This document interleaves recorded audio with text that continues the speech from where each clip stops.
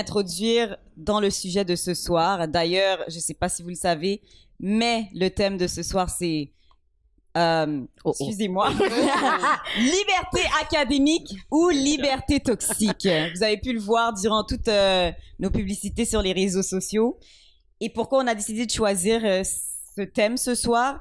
Ben, il y a quelques semaines de cela, on a été approché par le collectif des étudiantes et étudiants noirs, autochtones et racisés de l'UQAM qui souhaitaient collaborer avec nous en l'honneur du mois de l'histoire des Noirs.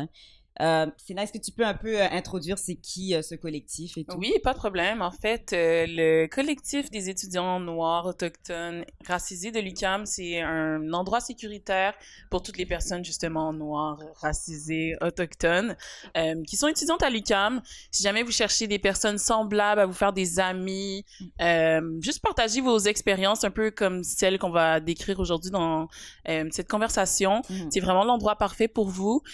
Toutes les personnes qui s'occupent de la page sont très ouverts, très juste attentifs, juste des personnes qui vont pouvoir vous accueillir. Donc, n'hésitez pas à chercher le collectif sur les réseaux sociaux et on est vraiment content de juste faire cette collaboration dans l'honneur du mois de l'histoire des Noirs. Exact. Exact. Juste pour vous le rappeler. Ouais. Seulement. Justement, une des personnes membres du collectif nous a proposé d'aborder la question de la liberté académique, le sujet croustillant de 2021. Crunch, Ça a créé littéralement le buzz dans les espaces universitaires en 2021. Puis on a personnellement vécu une situation cette session qui est l'exemple même du pourquoi il fallait aborder ça ce soir. Donc, Géraldine, est-ce que tu peux introduire les gens sur ce qu'on a vécu un peu? Oui, donc en fait, ce qui s'est passé il y a quelques semaines, c'est que, comme certains d'entre vous le savent déjà, on est 3 étudiantes en journalisme. Donc, on était dans un cours, puis là, le prof a décidé de montrer un reportage en guise d'exemple à ne pas suivre. Donc, il nous montre le reportage, puis c'est un extrait seulement de 10 minutes. Et ce que vous devez comprendre, c'est qu'en 10 minutes, déjà, le nom du reportage, c'est... le temps des bouffons. Le temps des bouffons. Donc, déjà là, on savait pas trop à quoi s'attendre, mais on pensait que ça allait être quelque chose peut-être d'humoristique. Moi, j'ai pensé... Personnellement, de mon côté, genre, j'étais un peu serrée dans ma chaise, là. Oh, déjà, ouais, le temps des bouffons, déjà? je m'attendais peut-être à quelque chose d'un peu... Ok. Moi, tu vois, j'étais vraiment... J'avais aucune attente, littéralement. Moi, je suis juste là devant mon ciel. Exactement. Exact. Donc, le professeur décide de montrer ce reportage, le temps des bouffons. Puis là, c'est un extrait de 10 minutes. Et en 10 minutes, on est sur Zoom. Chose que j'ai oublié de mentionner. On a à peu près 18 élèves dans la classe. On est sur Zoom et dans le reportage, dans un extrait de 10 minutes, on a entendu le mot en N 5 fois. 5 fois! 5 fois! Je sais pas si on a besoin de le répéter, mais... Attends, 5 fois! En 10 minutes. Donc, là, au départ, la première fois qu'on l'a entendu, moi, personnellement, je l'avais pas entendu. Je crois que c'est Séna qui l'a entendu en premier. Ouais, ce mot-là, là, dès que je l'entends, c'est comme... je me réveille. Ça te style les oreilles. Ouais. Donc, une première fois, Séna l'a entendu. Moi, j'étais sûrement pas en train d'écouter comme d'habitude. Ouais, Ensuite, deuxième fois, ok, là, je crois que nous deux, on l'a toutes les deux entendu. Attends, ouais, on l'a entendu. Exactement. Puis, on a un groupe Facebook entre nous 3 où on discute. Puis là, c'est là qu'on s'est écrit « Hey, les filles, est-ce que je suis folle ou j'ai entendu le mot en N? » On n'était pas folles. Puis, ouais, il s'avère que malheureusement, j'aurais préféré être folle. mais ça a été dit 5 fois. Donc, voilà ce qui est arrivé. Puis là, on s'est personnellement toutes senties mal à l'aise. À des niveaux peut-être différents, mais on a tous été très mal à l'aise dans notre chaise, peu importe où le sujet. Moi, je le suivais de ma cuisine. Séna, je sais plus où tu étais. Ouais, dans mon salon. Dans ton salon. Puis, ça nous a tous choqués que, genre, on est à peu près 5 noirs, je crois, dans le cours, si je me trompe pas. Et que personne réagissait vraiment. On avait l'impression d'être les 3 seuls à faire, mais il me semble qu'il y a un problème. Il me semble que c'est malaisant. Être indigné. Exactement. Donc là, on s'écrivait et on était comme, my God, qu'est-ce qu'on fait? Puis moi, personnellement, j'étais super mal à l'aise. C'était impossible que je parle puis que je m'exprime. J'ai juste figé. Toi, Naika... Moi, j'étais aussi sous la colère, mais sur le moment, j'avais un peu la même réaction que toi. Je suis comme, OK, non, on n'en parle pas. J'ai pas encore envie d'être la noire qui va parler de ça et tout. Mais Dan, il y avait Sénat qui était juste vraiment en colère et tout. Donc, Moi, honnêtement, je l'ai vécu vraiment difficilement. Déjà, je déteste être en colère, je déteste être frustrée, et c'est les seules émotions qui montaient pour moi. Exact. Comme je voyais rouge, là, comme j'arrivais... On le sentait. J'envoyais des messages vocaux à Géraldine et Naika, et comme dans ma voix, on sentait que je parlais vite, que j'étais vraiment... Comme il y avait vraiment quelque chose qui se passait, puis c'était vraiment difficile à vivre, honnêtement. Puis toi, tu nous as montré à quel point, je suis désolée, mais je peux pas laisser ça passer dans le beurre comme ça. Alors que nous deux, on était juste comme non, laisse ça passer, mais toi, t'étais comme non, je peux vraiment pas, je me sens mal à l'aise, c'est une attaque à ma personne. Puis on l'a toutes les deux compris comment tu te sentais, c'est pour ça qu'on était comme ok, vas-y, permets-toi d'en parler devant la classe de comment tu te sens et tout. Mais après un certain temps, on a vu que tu étais vraiment, mais vraiment trop en colère pour même te mettre dans une situation de devoir parler devant la classe. Honnêtement, très contente de pas avoir parlé. Mais c'est pas votre responsabilité. Ouais, c'est ça, je l'ai senti. Puis je me suis dit, OK, moi, je suis dans une position où je suis fâchée, mais j'ai encore mon sang-froid et tout.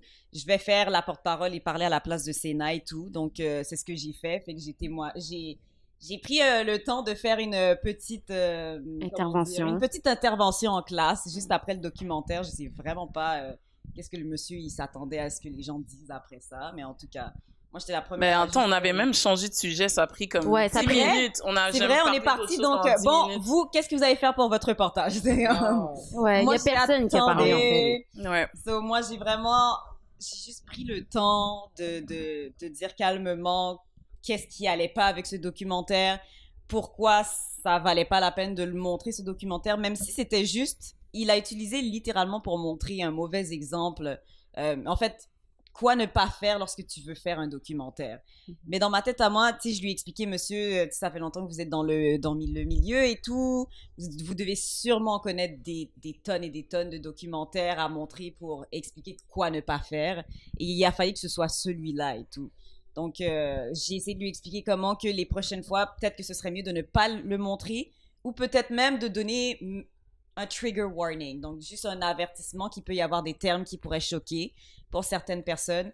Mais déjà là, c'est encore débattable. Personnellement, je ne sais pas pour vous, moi, je veux juste pas du tout que ça soit devant moi en classe. Surtout qu'en Zoom, c'est pire. On est dans un espace safe, on est chacun chez nous. Un endroit sécuritaire, réconfortant, où on s'attend pas à être attaqué comme ça. Comme ça, là, littéralement. Parce que, il faut le dire, parce que moi, je trouvais un point qu'on a discuté avant le direct. Je trouvais ça super pertinent. Sénat avait apporté le point que techniquement, quand t'es chez toi, c'est supposé être un endroit sécuritaire. Ouais. Tu t'attends pas à ce que quelqu'un rentre chez toi de manière inattendue. Tu t'attends pas à comme une invasion. T'es chez toi, c'est genre l'endroit le plus sécuritaire qu'il devrait y avoir. Puis là, t'es dans un cours sur Zoom, puis t'entends 5 fois ce mot-là. Qui te fait revivre des traumatismes. Ça résonne littéralement. Ouais. Hein. Exactement. Absolument. Puis comme on le voit dans les commentaires, un trigger warning, un avertissement aurait été la moindre des choses, je crois. Puis je pense que le prof, après, quand t'as fait ton intervention, Naika, il a dit « Ah, ben, tu sais, j'avais oublié. » Puis c'est justement ça, un des privilèges que les personnes blanches ont, c'est d'oublier ça, de pouvoir se permettre de l'entendre 23 fois dans un documentaire, mais d'oublier, puis « Ah, j'avais oublié ça. » Mais nous, on l'a entendu 5 fois en 10 minutes, puis ça reste en tête. Aujourd'hui, au point qu'on est là, on fait tout un live pour en parler, tu sais. Exactement. Wow, ouais. Et ça me rappelle aussi quelque chose avec quoi j'ai parlé avec mon thérapeute, qui m'a justement, quand je lui ai parlé de ça, m'a dit qu'une des répercussions de vivre du racisme, c'est que ça te fait perdre du temps. Donc, que après que toi, tu vis un acte raciste, tu perds du temps à y penser, y repenser, et revivre la situation. Et maintenant, on est dans une situation où est-ce que chaque fois où est-ce qu'on va en classe, on est un peu serré, crispé, on ne sait pas si on va devoir revivre ça, qu'est-ce qui va arriver, quel genre de microagression on va devoir revivre en classe et quel genre de traumatisme on revit juste en voyant le prof. Donc, c'est ça, c'est juste une constante perte de temps. Pas pour dire que ce podcast est une perte de temps, mais juste le fait qu'on y repense, on le revit, en comparaison avec le professeur, lui, il a son nom juste oublié, puis c'est juste un événement qui est arrivé dans un cours, puis ben, il continue sa vie, puis Exact. il trace sa route ailleurs. Exact. Puis il y a quelqu'un, Loan, qui a écrit dans les commentaires « charge mentale ». C'est exactement Ouais, ça. exactement. Une charge mentale constante qu'on doit vivre à tous les jours. Parce que souvent, les gens vont parler de liberté académique, donc il faut pas effacer l'histoire et tout. Je suis d'accord qu'il faut pas effacer l'histoire, mais malheureusement, encore aujourd'hui, en 2021, on vit du racisme. Jusqu'à il y a à peu près 3 ans, j'étais avec ma meilleure amie dans la rue, puis il y a des gars qui nous sifflaient, puis on a juste décidé de pas répondre à leurs avances, et ils nous ont dit « Vous êtes 2 négresses, de toute façon. » Ah ouais! Tu nous as jamais raconté ça, hein?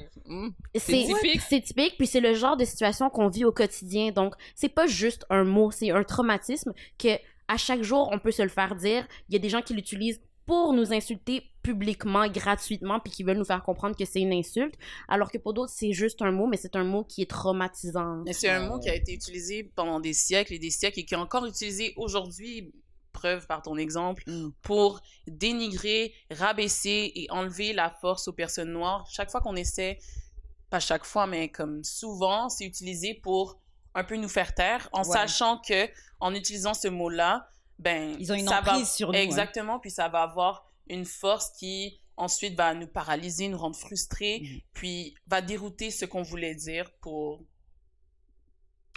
juste pour pas qu'on dise ce qu'on voulait dire en fait. Exactement. Donc ouais, en tout cas, c'est pas juste un mot, c'est clair. Honnêtement, les filles, je trouve que vous allez un peu loin dans la discussion. Là, on s'excite, on s'excite. Vous êtes trop excités, là.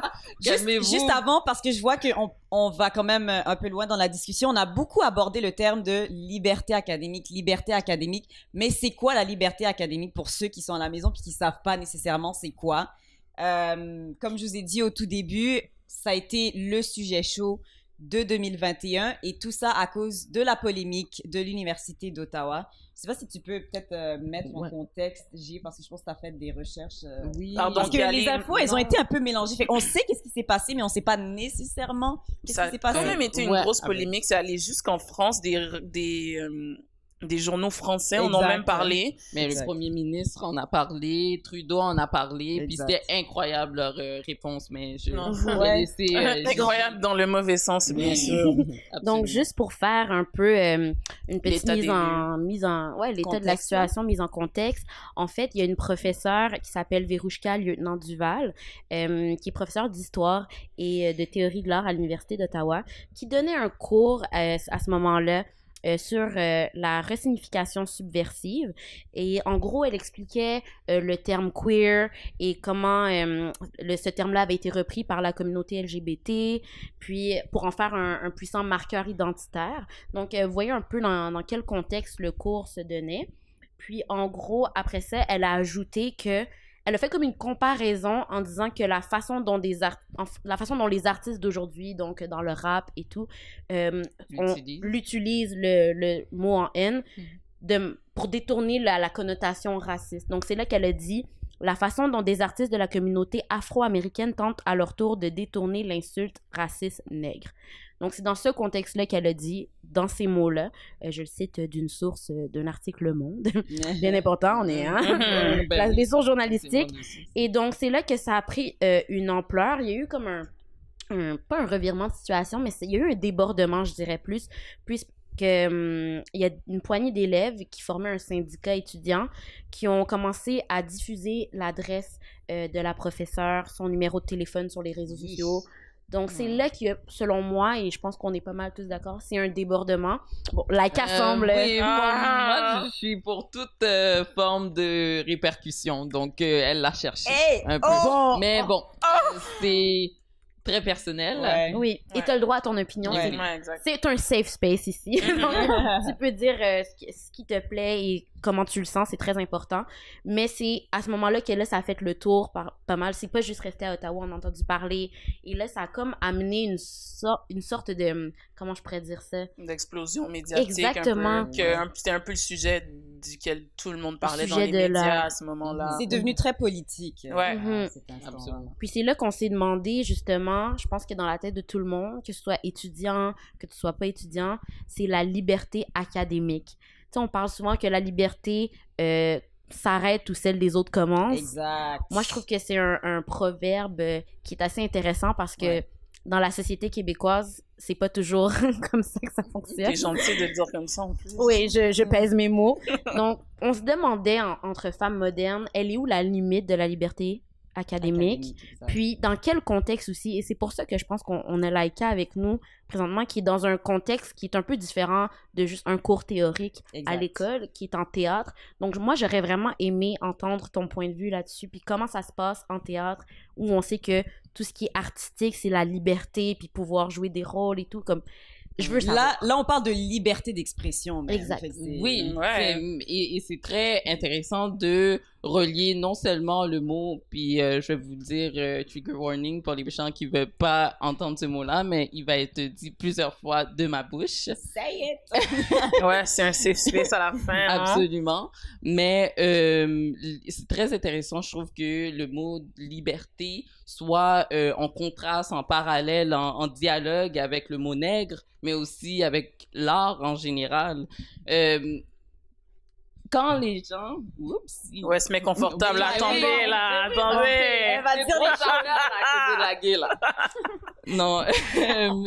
Quand les gens me demandent à moi, une artiste ou une personne qui étudie dans le milieu artistique, si j'ai vécu en tant que personne noire des microagressions, j'ai souvent envie de rire. Nègre, dans un cadre théâtral, ça prend une toute autre dimension que quelques petites expériences inconfortables, quelques mots qui se disent pas, quelques approches qui sont maladroites, qui sont explosives, qui sont violentes. C'est beaucoup, ça englobe beaucoup plus que ça.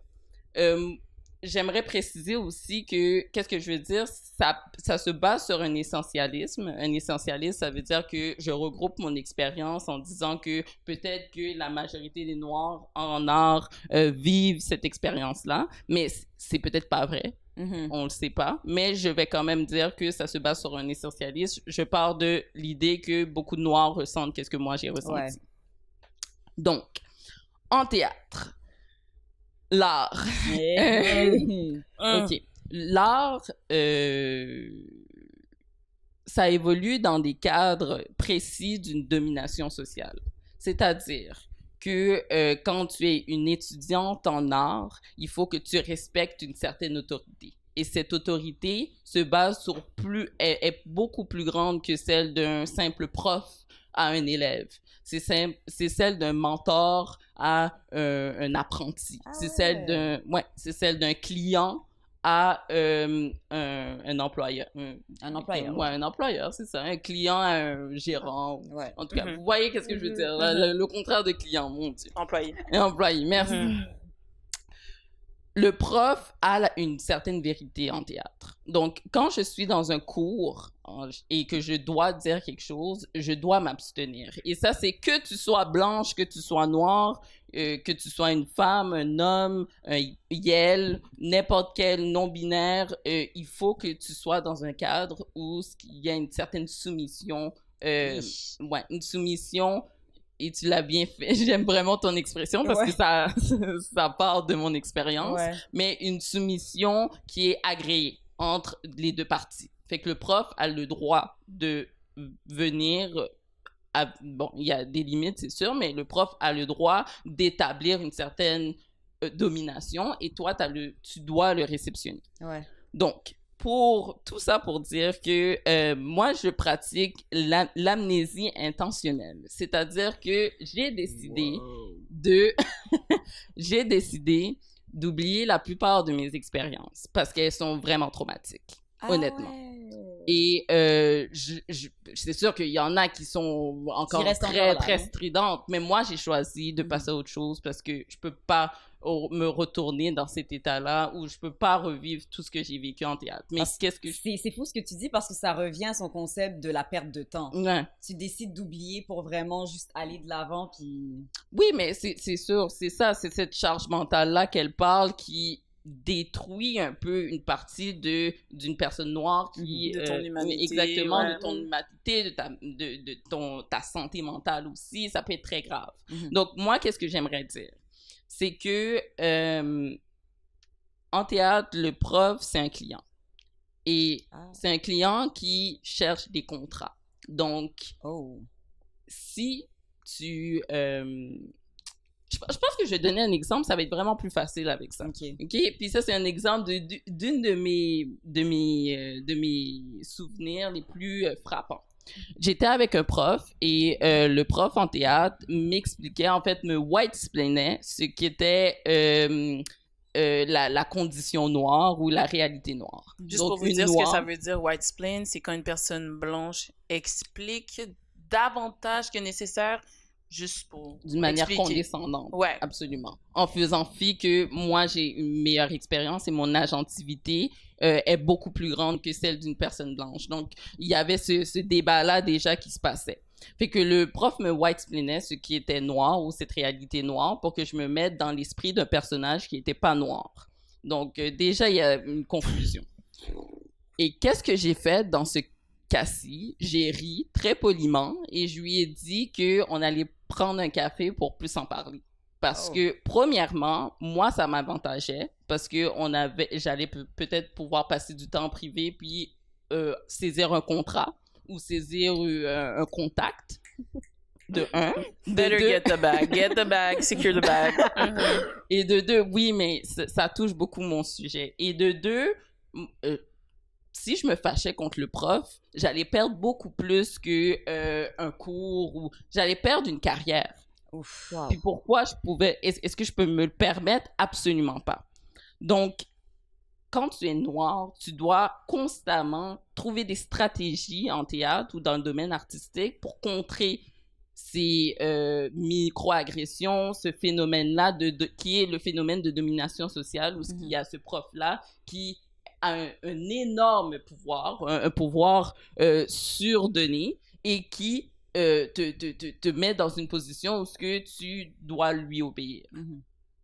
Ça fait que quand je pense à mon parcours, je cringe ou j'ai beaucoup d'inconfort parce que je pense à toutes les fois où au mieux de rouspéter ou de dire clairement que j'avais un problème, j'ai agréé, j'ai été... T'as fait des concessions. Et plus que ça, j'étais dans presque l'ignorance. Tu sais, j'ai essayé c'est ça que j'ai essayé de projeter. Mais c'est normal parce que t'es dans une position avec quelqu'un d'autorité, puis ton comment je peux dire ça, ton futur en dépend littéralement. Oui, absolument. Mais le truc avec ça, c'est que se permettre une vulnérabilité, se comprise qu'on est artiste, être artiste, c'est être vulnérable et c'est montrer ses émotions. Cette vulnérabilité est totalement brisée. Moi, je dois, pour mon pour mon bien-être, de ne pas me laisser aborder, de ne pas aller à cette vulnérabilité-là. Parce que je peux subir des commentaires déplacés, je peux être dans des situations inconfortables et il faut que je pense à une manière de passer à autre chose. Est-ce que c'est une manière de protection, selon toi, pour te protéger toi-même ou aussi pour protéger ta future carrière, peut-être? Oui, mais pour me protéger moi, pour protéger ma future carrière, puis pour en avoir une, tout simplement. Ben oui, parce que sinon, ça se finit très rapidement. Et c'est pour ça aussi que je suis allée avec la mise en scène. Pour moi, c'était quelque chose... J'ai essayé, en fait, dans le milieu artistique, de trouver le rôle qui m'apporterait... C'est drôle qu'on parle de rôle, mais le rôle qui m'apporte le plus de pouvoir possible. Parce que je sais que dès que j'ai pas un minimum de pouvoir, je suis dans une situation où je suis à la merci de la personne blanche. Cela étant dit, j'ai jamais eu de pièces. Souvent, les gens ils s'imaginent que j'ai eu des pièces parce que moi, j'étais une esclave puis qu'il y a une personne... Et moi, non, mais là, non, mais moi, attends. ça a été le rêve de Potou. Wow, là, franchement. Moi, je croyais que t'allais nous raconter ça, là. Ouais, oui, ça aurait été extrêmement traumatique Non, pour mais certaines personnes. j'ai chaud. Mais j'étais dans des positions où moi, j'étais la personne qui devait se faire battre, par exemple, ou qui subissait. Mais pas dans un contexte racial. Pas dans un contexte racial, mais le contexte toujours racial... un contexte racial, de toute manière. Absolument. Le contexte racial revenait tout le temps. Parce qu'un prof m'a déjà dit... Tu t'es pas assez fâché, pense à ta grand-mère, pense à l'esclavage, pense au fait que tu sois, pense à un nègre, pense nègre, puis il est parti. Ah ouais? Et dans ces cas-là, tu dois de sourire puis de penser, OK, comment je pourrais lui montrer que je comprends d'une façon très, très subtile, très agile, qu'est-ce qu'il veut dire, puis de me faire valoir aussi. Ouais. On n'est plus dans la mentalité où ce que moi, je subis quelque chose. Je suis dans un mode de projection puis de performance all the time, tout le temps. Donc, Fait que- en gros, pour un peu dire dans d'autres mots, il te dit vis ton traumatisme. Essaie de t'imaginer dans le traumatisme. Vis ton traumatisme pour donner la meilleure performance. Ouais. Moi, j'ai adoré qu'il utilise le mot nègre parce que... non, non, Attends, mais- dans le sens C'est ironique. adoré d'une manière très ironique. Là. Ouais. Je pensais pas qu'à la maison, je jubile. Là. Mais C'est mort.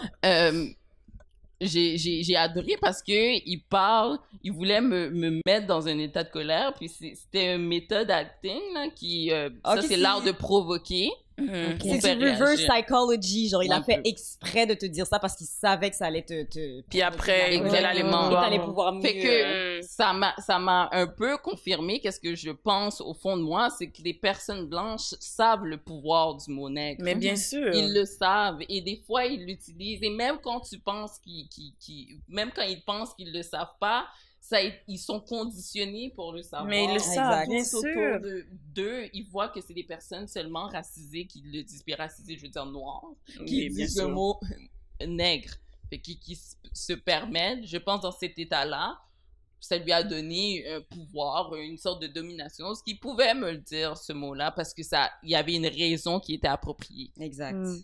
Mais est-ce que moi, ce que je me demande, parce que tu vois, nous, en journalisme, je sais pas, ben personnellement, moi, j'ai passé comme 3 ans dans le bac. J'ai terminé cette session d'ailleurs. Allez liker ma photo. Non. Mais je me demande, parce que je l'ai entendu quelques fois de la part des profs, mais pas plus qu'il faut. Mais je me demande, dans un domaine comme le théâtre, est-ce que c'est un endroit où t'es plus... Sérieux? Est-ce que tu l'entends plus que tu... Je sais pas comment le dire, Non, mais... je sais qu'est-ce que tu veux dire, Ouais. mais dans un endroit, dans des études artistiques, parce que c'est important de Ok. penser, c'est pas seulement en théâtre, parce que le théâtre, Exact, c'est de exact. vivre des scènes, mais ces scènes-là, est-ce qu'ils ont le mot nègre?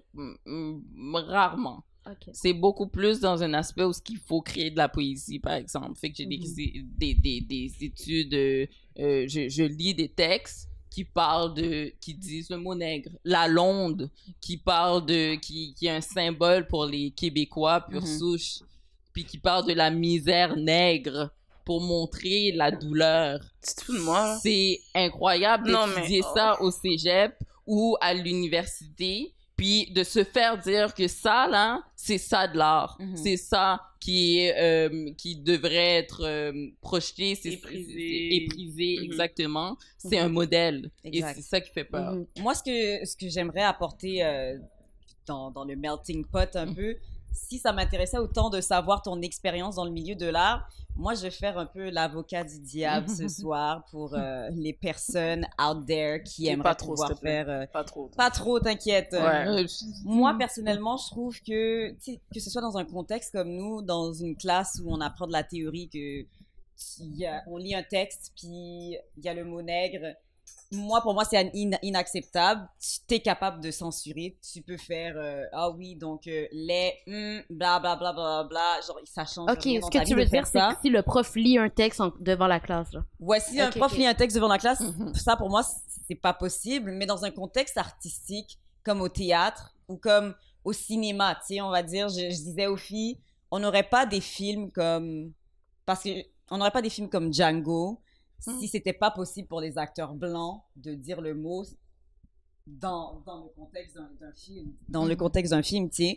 Fait que je me dis, qu'est-ce que tu penses par rapport à ça? Parce que je me rappelle qu'on a eu une conversation, puis tu me disais que tu avais un débat avec une autre collègue qui disait le terme nègre parce que c'était dans la pièce. Qui Si, disait je veux comme juste- non, on devrait pas avoir le dire même en théâtre et tout. Et comme ouais, mais qu'est-ce que tu veux dire, Laïka? Parce que c'est dans la pièce. Mais dans ce contexte, on dirait que je comprends un peu plus parce que oui, on doit un peu oublier l'histoire pour nous permettre de vraiment mieux guérir, mais en même temps, c'est l'histoire, puis il faut la démontrer parce à quel point est-ce qu'on veut vraiment faire disparaître l'histoire? C'est plus ça ma question, parce qu'à la fin de la journée, les films, le théâtre, les livres sont écrits, ils sont là. Et moi, je veux le voir quand même un peu qu'est-ce qui s'est passé dans l'histoire. J'aurais jamais su l'histoire de Harriet Tubman. J'aurais jamais su l'histoire de tout ce qui est Martin Luther King et tout ça. Excusez-moi. C'est correct. En tout cas, tous les gens, c'est le beau mois de l'histoire des Noirs, mais tous les gens associés au mois de l'histoire des Noirs, là, tous les gens que vous connaissez, on les connaîtrait pas si c'était pas des films, des livres, du théâtre, etc. Donc, à quel point est-ce qu'il faudrait les enlever peut-être et ne pas permettre aux Blancs de les réinterpréter dans l'art? Hein? Je vais juste approfondir la question. Aussi, dans un contexte artistique où, quand on parle de pièces, de poésie, chaque mot a un poids. Ouais. Chaque mot est extrêmement important pour vraiment amener à faire ressentir une certaine émotion, une certaine image dans ta tête. Exact. Quand on parle de ce mot-là, dans ce contexte-là, qu'est-ce que... Ouais. Okay? Mais ça, c'est deux questions différentes, fait que je vais commencer avec... Pas de problème. Pas de problème. Bon. Les doigts. OK, attends, quel papier que j'ai pour toi? Oh my God! On va finir comme ça. Non, pour vrai, je crois que il y a cette question-là ne se rapporte pas vraiment à la polémique de la liberté académique, qui est dans un sens le fait de le dire dans un contexte scolaire et dans dans un contexte social, là, c'est plus scolaire. Liberté académique et liberté d'expression. Exactement, mais la liberté d'expression dans l'art. Ouais. C'est extrêmement important de comprendre que nègre, c'est un mot qui est censé vilainifier et invalider le mot noir. Donc, c'est un mot qui est supposé, et ça c'est dit de la bouche d'une personne blanche ou de la bouche de quelqu'un qui a un certain privilège au-dessus d'une personne noire. C'est fait pour enlever en fait la perspective de noir qui est plus humain et le déshumaniser pour l'inférioriser. Exact. C'est très important de comprendre ces contextes-là. Exact. Donc, si on est dans un contexte théâtral, par exemple Django, artistique, par exemple Django, il y a déjà un trigger warning qui est au début du film. C'est vrai. Et aussi, on est dans un cadre où il y a une performance des deux acteurs. Donc, on est dans un moment clos où ces personnes-là ont des règles de jeu. Et ça change vraiment la donne. Si on parle de si je fais une pièce puis qu'une personne blanche doit dire mot nègre, c'est pas quelque chose à censurer. Parce que justement, c'est pour dire une parole qui est noire. Et dans Django, finalement, dernière chose, Django a été créé par Spike Lee. Fait que moi, honnêtement, qu'est-ce qu'on m'a appris dans mes études théâtrales, c'est que les pièces de théâtre racontent un dialogue de l'auteur, un monologue en fait de l'auteur. Qu'est-ce que l'auteur veut dire? Donc, chaque personne blanche qui dit nègre, c'est Spike Lee qui dit nègre. C'est pas Tarantino. C'est pas Spike Lee. C'est Tarantino.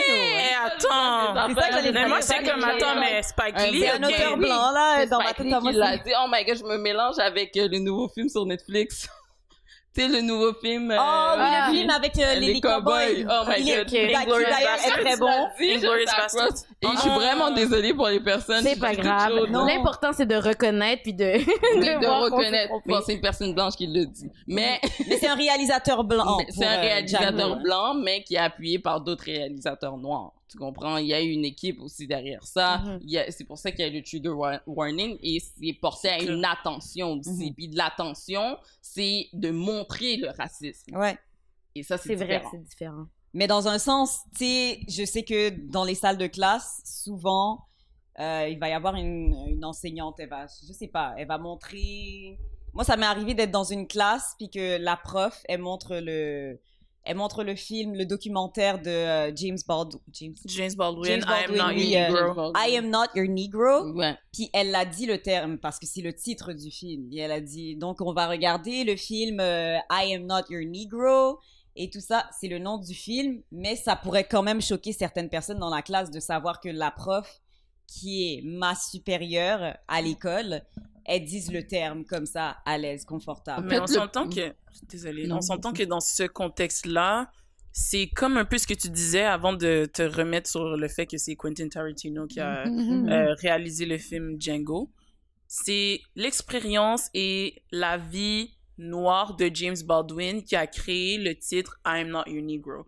Donc, dans ce contexte-là, si la personne ensuite lit c'est comme ce que tu disais, que on lit l'expérience et on reconnaît l'expérience le témoignage, c'est ça, de James Baldwin, qui est un auteur qui parlait souvent de sa condition noire, et etc.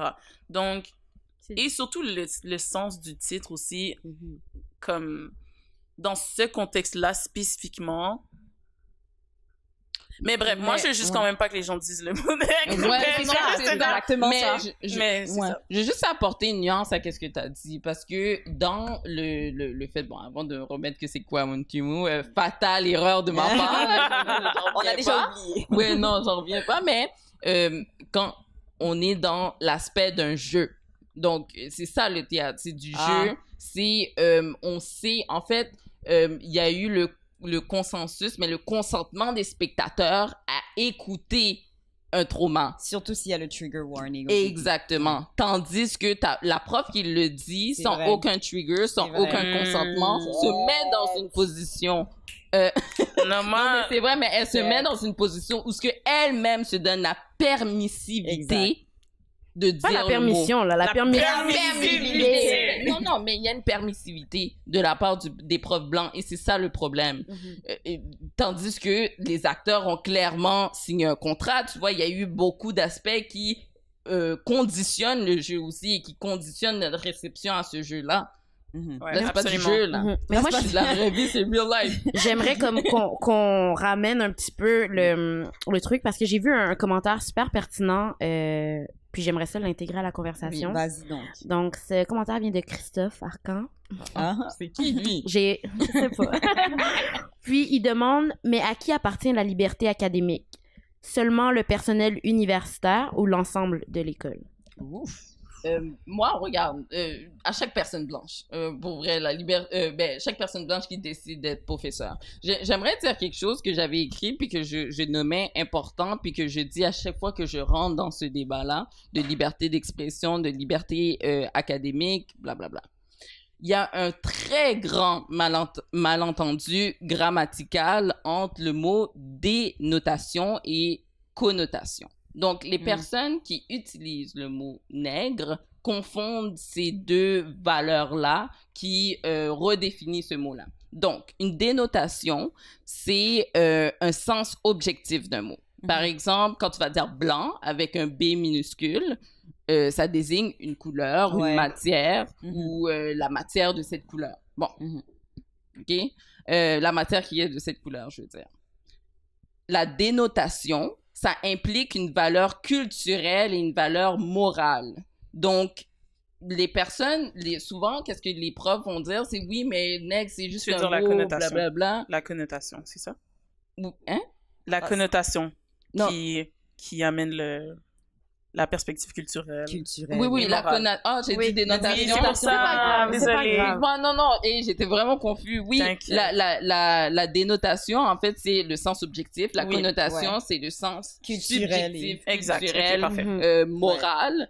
Et la seule façon, en fait, de comprendre ou de définir un mot qui est connoté, c'est dans le contexte dans lequel ce mot a été créé. Quel contexte dans lequel le mot nègre a été créé? Pour déshumaniser les personnes noires. Exactement.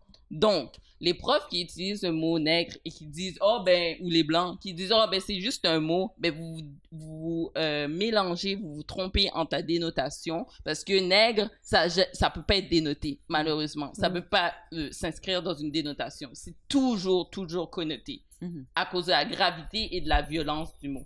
OK, mais là, on parle à qui appartient la liberté académique, non? C'est plus... Est-ce que ça appartient au corps professoral ou est-ce que ça appartient à l'ensemble? Parce que là, le débat, ça a été le débat de la liberté académique a vraiment été lancé à cause de l'emploi du mot en haine.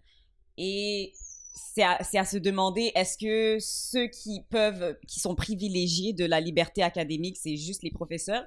Ou est-ce que même les élèves...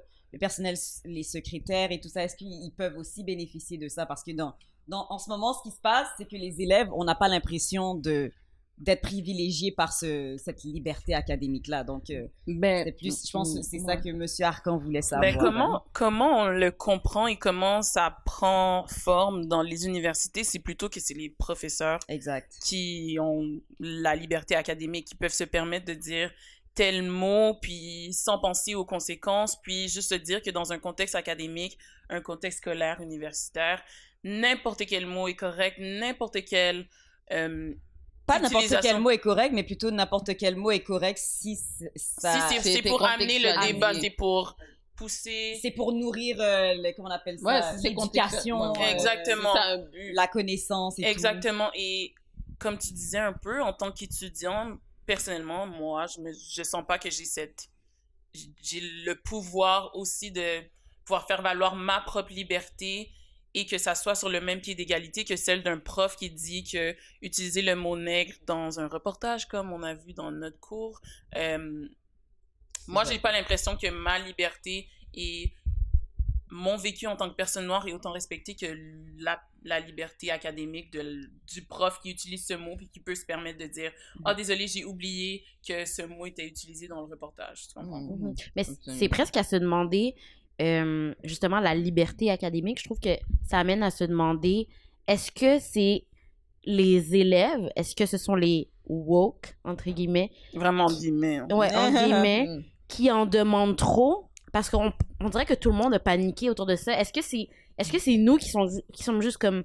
trop sensibles? Est-ce qu'on en demande trop de la part des profs? Ou au contraire, j'ai l'impression qu'il y a une forme de... Comment je peux dire ça? Un déséquilibre. Des mesures. Ouais.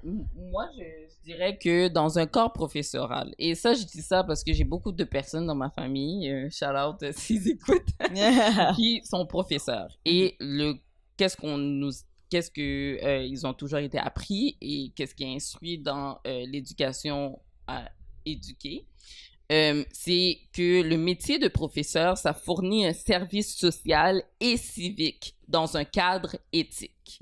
Donc, ça, c'est supposé être la règle d'ordre la déontologie professorale. Exactement. C'est supposé bénéficier tous les élèves d'une attention, soit à la pédagogie, soit au cadre dans lequel ils s'inscrivent. Bref, c'est supposé mettre en sécurité les étudiants particulièrement.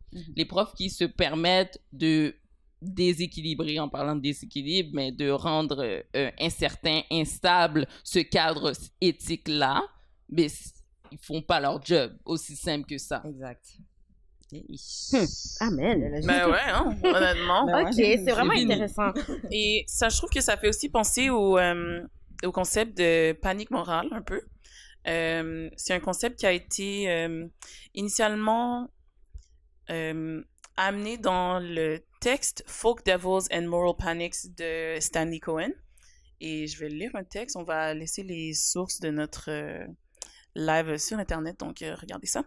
Ça a été publié la première fois en 1972. Et dans le texte, il écrivait que de temps en temps, il arrive que les sociétés soient en proie à des épisodes de panique morale. Une condition, un incident, une personne ou un groupe de personnes sont brusquement définis comme une menace pour la société. Ses valeurs, ses intérêts, ils sont décrits de façon stylisée et stéréotypée par les médias. Désolée. Par les médias, des politiciens et d'autres personnes bien pensantes montent au créneau pour défendre les valeurs morales. Des experts reconnus émettent un diagnostic et proposent des solutions. Donc, cette citation, je trouve que ça décrit assez bien comment le débat de la liberté académique a été mis en contexte dans les médias québécois, où est-ce qu'on a vu l'avènement du terme woke, les woke, pour un peu définir les personnes qui étaient un peu contre l'utilisation du mot en haine et contre l'utilisation de termes péjoratifs dans le contexte universitaire. Et en addition, je trouve que c'est assez démesuré comment, maintenant qu'on utilise le terme les woke, le terme wokisme pour désigner ça et qu'on essaie de... C'est un peu utilisé pour nous démoniser. Vraiment. Exactement. Comme si c'est moi qui viens de vivre le traumatisme, et maintenant c'est comme, oh my gosh, les woke sont tout après nous maintenant. Ouais, comme, exactement. Wow. Ouais, c'est assez démesuré, alors que quand on essaie de peu revenir à la source de la raison derrière cette demande de pas utiliser le mot en haine, c'est juste que les personnes noires ont pas envie de revivre des traumatismes. Des traumatismes qui sont fréquents, comme on a vu par ton histoire, comme on a vu par tes histoires. C'est encore un mot qui est utilisé pour démoniser, déshumaniser les personnes noires au quotidien. Et j'ai l'impression qu'on s'éloigne vraiment de cette demande à la source, puis cette comme... La demande. Ben oui, c'est ça, là, cette demande à la source, un peu pour juste dire que ne pas utiliser ces mots-là, ça va empêcher le choc des idées. Je dis ça parce que c'est le vrai titre d'un article, c'est une vraie citation qui a été dite par un membre de Parlement québécois. Et ça me rend un peu mal à l'aise, honnêtement, de juste savoir que c'est un peu comme si on essaie de se moquer de cette demande qui est extrêmement réelle et vraie et comme sérieuse pour les personnes noires. Donc, comme... Par rapport à ça, justement, parce que, tu dis, c'est un peu comme se moquer de notre demande, puis de dire, évidemment, là, tu sais. Ouais, exact. C'est comme ça, en fait, la liberté académique des professeurs, la liberté des profs est plus importante que le trauma des personnes, en fait. Moi, je trouve que c'est juste réduit à ça, là. Tout simplement, je suis désolée que tu vives ça, mais j'ai le droit de dire le mot. Exact. Puis des fois, j'ai vraiment une impression que c'est pas tout le monde qui est comme ça, mais j'ai une certaine impression que pour des professeurs, pour des personnes qui sont peut-être, qui font partie des intellectuels, entre guillemets, j'ai l'impression que ça va encore plus loin que le côté académique. On dirait que ils sont tellement habitués, quand je dis ils sont, je parle des personnes blanches, juste pour mettre au clair. Les personnes blanches sont tellement habituées d'avoir le privilège de dire ce qu'ils veulent. Quand ils veulent, sans répercussion. Sans conséquence, qu'à partir du moment où on t'enlève un seul mot, j'ai l'impression qu'il y a certaines personnes que c'est comme ils perdent ce privilège-là de dire le mot, ils perdent cette liberté-là de pouvoir dire un mot. Le pouvoir un peu de dire ce mot-là qui blesse au quotidien encore plusieurs personnes, qui blesse encore les Noirs. Donc moi, c'est cette partie-là que j'ai un peu de la difficulté, où c'est comme, j'ai l'impression certains semblent perdre ce pouvoir-là au détriment de comme notre souffrance. Puis je trouvais aussi qu'il y avait un commentaire intéressant qui a eu 7 likes en plus. C'est le commentaire de Corinne qui dit, quand on a posé la question justement de Christophe qui demandait la liberté académique, est-ce que ça concerne juste les enseignants? Est-ce que ça concerne qui? Corinne a répondu, c'est à l'ensemble du corps universitaire de s'asseoir et de réfléchir aux limites de la liberté académique elle met avec des lettres majuscules, des représentants des élèves issus de la diversité. Exact. Parce que aussi une chose que je trouve qui est assez déplorable, c'est que souvent dans ces débats-là, ce qu'on entend, c'est pas les personnes noires, hein. C'est pas les personnes noires qui sont en train de discuter de ça. C'est plutôt les personnes blanches qui sont en train de dire non, mais c'est juste un mot, c'est juste ci, c'est juste ça, c'est pas si grave, blablabla. Bla, bla. Alors que si tu avais vraiment vécu un traumatisme et une vraie expérience qui t'avait fait te sentir déshumanisé, comme ce qui arrive souvent lorsqu'on utilise ce mot-là, ben peut-être que tu aurais une vraie sensibilité à cette expérience-là. Puis j'ai juste l'impression que c'est ça qui est perdu en chemin. Comme quand c'est montré dans les médias, c'est ça, c'est plus comme si, je vais utiliser le terme convoi, parce que c'est tellement dans les médias en ce moment, mais c'est comme si on est un convoi de personnes qui sont tellement sensibles et qu'on veut tellement... C'est comme ça qu'ils essayent de ouais, c'est ça, qu'on est tellement sensible, puis comme on peut pas genre mettre nos émotions de côté et tout ça, alors que quand on pense vraiment à ça, comme ça t'enlève rien de juste pas dire ce mot-là, tu comprends? Quand on pense à ça, en fait, c'est le contraire. C'est eux qui peuvent pas mettre leurs émotions de côté pour comprendre qu'en fait, c'est très simple. Tu infliges pas un trauma en classe. Le nègre est un mot très fort aussi parce qu'elle parle de quelque chose d'énorme qui est le trauma racial, le traumatisme racial. C'est des années, mais c'est des codes que nous-mêmes, personnes noires, avons construits sur le fait qu'on était tellement saisis. Haïtiens. Tellement saisis par le fait qu'on soit des esclaves, qu'on soit déshumanisés, qu'on soit objectifiés. Ça, c'est la forme la plus...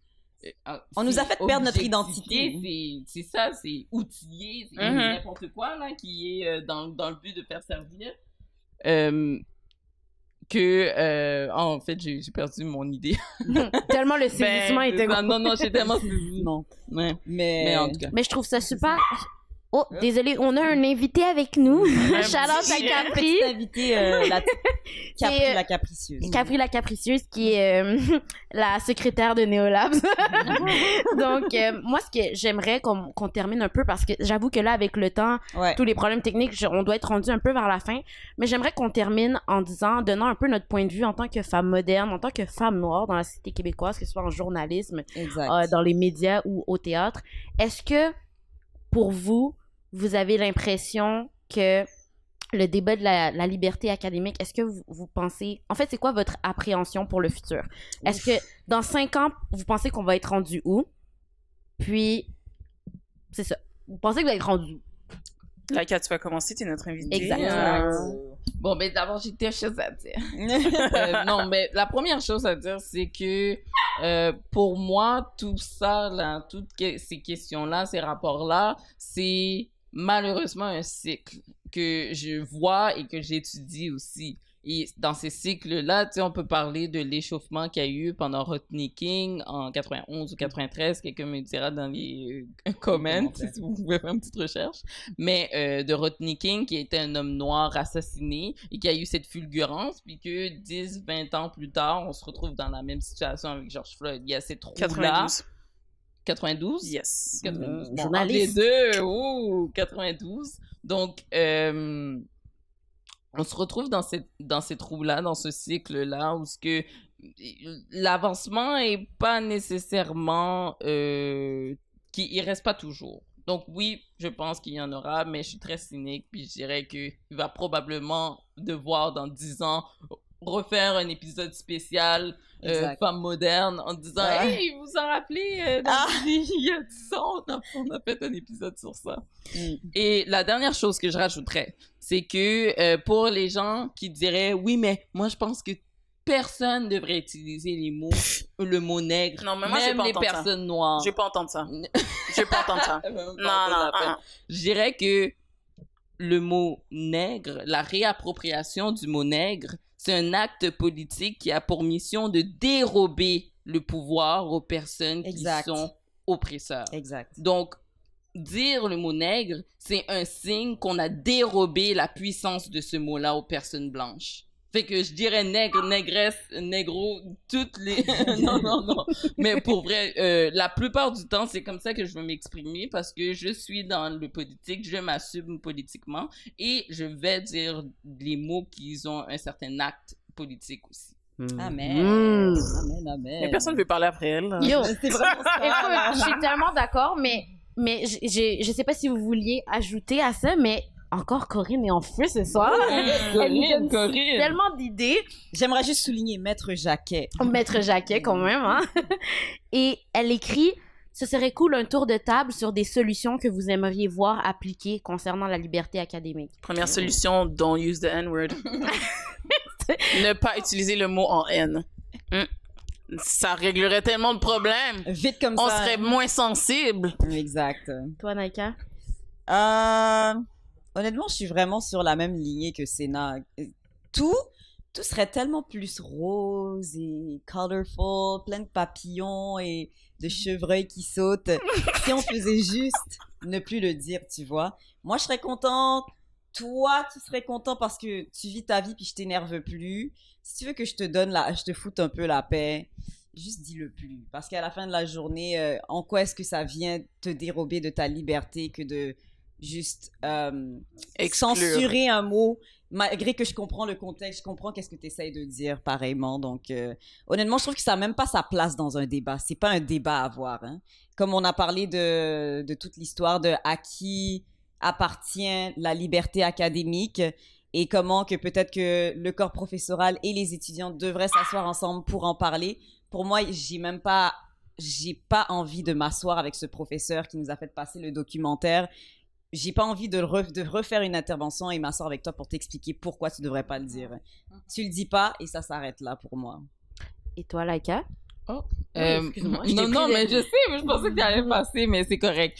Moi, je dirais, je vais y aller avec vraiment une transparence en disant que je pense que juste dire, j'aimerais pas qu'il le dise, ça règle à court terme, mais le bobo, il reste vrai. là. Et le bobo, c'est l'ignorance. Donc, moi, dans mon fabuleux univers futuristique, dans une utopie, ça serait, vous voyez les cours d'éthique et culture religieuse qu'on avait quand on était jeunes, mais que ça se transforme en responsabilité civique, je m'en fous, parler comme name it, là, mais chérie, juste avoir... c'est déjà changé en cours de culture québécoise. Qu'est-ce qu'on va apprendre là-dedans? Mais justement, la culture québécoise, hein, c'est de pas... En tout cas, des cours à autre sujet. Ça serait d'avoir des cours forcés, des cours obligatoires, où ce qu'on parlerait de ces sujets-là, où ce qu'on parlerait de la culture du viol, où ce qu'on parlerait de justement du racisme, où ce que tous ces sujets-là seraient détabouisés, seraient enlevés de ce sphère-là d'ignorance, puis qu'on pourrait avoir cette conversation pour que tout le monde s'éduque. Et toi, Géraldine? Moi, on dirait que j'essayais de voir ça à plus petite échelle, un petit peu plus en micro-solution. Je pense que avant chaque cours, que ce soit à l'université, au cégep, au secondaire, je pense qu'avant chaque cours, il devrait y avoir une sorte de... Je sais pas comment dire ça, une sorte de conférence qui prend en compte les élèves en classe. Juste une sorte de gros trigger. Reconnaissance de qui est là. Exact. Oui. Puis tu vois, les plans de cours qu'on a à l'école, avant Oui. de signer, là, moi, j'aimerais qu'il y ait l'article 18 qui parle de tout ce qui est... harcèlement sexuel. Harcèlement sexuel. Moi, j'aimerais voir, puis je sais que Crystal de Black Girls from Laval l'a demandé, puis encore là, on attend. Ouais. J'aimerais que dans le plan de cours, il y ait un article aussi qui parle de tout ce qui est liberté académique et qui parle de racisme et qui fasse qu'on peut signer le plan de cours puis qu'on le signe pas juste parce que le prof dit « Hey, y a-tu 2 élèves qui peuvent signer? » On signe en connaissance de cause. Puis qu'on prenne le temps de discuter avec les personnes racisées dans la classe pour voir, qu'est-ce que pour vous c'est non? Puis comme ça, dès le début de la session, c'est réglé. Ça, c'est une vraiment bonne piste de solution. Tag Lucam. Ouais, taguez Lucam. Mais en tout cas, c'était vraiment une conversation super enrichissante. C'était vraiment... on a entendu vos points de vue, on a entendu vraiment toutes tes connaissances, Laïka, par rapport au sujet. On est vraiment contente de t'avoir invité aujourd'hui et je pense que les gens à la maison sont contents d'avoir appris de toi et de ton vécu. On aimerait encore une fois remercier les gars des jeux qui nous ont fourni l'espace encore une fois. Merci à eux. Merci à Neolab pour tout ce qui est le live. C'est notre premier live. On peut vraiment s'applaudir pour ça. On a géré, on a eu des petits problèmes au début, mais c'est Facebook, c'est pas nous. Donc, et un gros merci à vous, les 27 à 30 personnes qui ont assisté dans le live, qui ont pris littéralement 1h30 de votre temps pour nous écouter parler. Juste ça, que vous soyez des personnes blanches, noires, peu importe. Merci d'avoir pris le temps, c'est très, très apprécié. Je suis en train de mourir! Donc, voici Capri. Merci Capri d'avoir assisté. Puis, n'oubliez pas de nous suivre sur nos réseaux sociaux, Femmes Modernes au pluriel. Et, Instagram, femmes.modernes au pluriel. Facebook, Femmes Modernes Podcast. Exactement. Et aussi, on prend le temps aussi de remercier le collectif des étudiants et étudiantes noirs, autochtones et racisés de l'UQAM. Oui, qui nous a approchés pour se faire ce live, qui a été un franc succès, honnêtement. Exactement. Et qui nous a juste donné l'opportunité d'avoir cette conversation sur un sujet qui est extrêmement important pour nous. Faites-nous part en commentaire, que ce soit sur Facebook, que ce soit sur Instagram, de c'est quoi les sujets que vous aimeriez qu'on aborde les prochaines fois. Et on vous attend au prochain rendez-vous parce que, je sais pas pour vous, mais moi, j'ai besoin d'un autre café noir et tout. Donc, absolument. Et comment vous le prenez, votre café, les amis? Noir! Bonne soirée! Bonne soirée à tout le monde et merci infiniment encore une fois. Je pense que Capri, elle a besoin de partir. Ouais, Capri est excitée, là. Il est content qu'on ait fini.